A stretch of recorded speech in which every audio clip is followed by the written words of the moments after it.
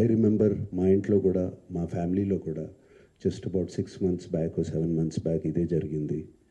Almost ఇంట్లో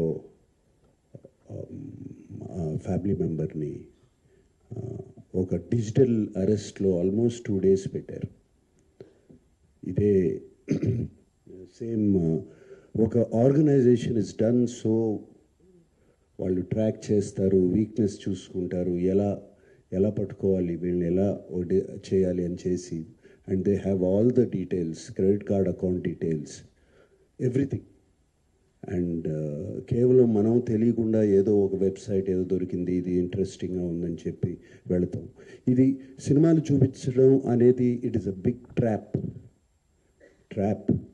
అది వాళ్ళకేదో మీకు ఫ్రీగా సినిమాలు చూపించాలని కాదు, వాళ్ళకి దీని వెనకాల చాలా పెద్ద ప్లాన్ ఉంది. To make thousands of crores.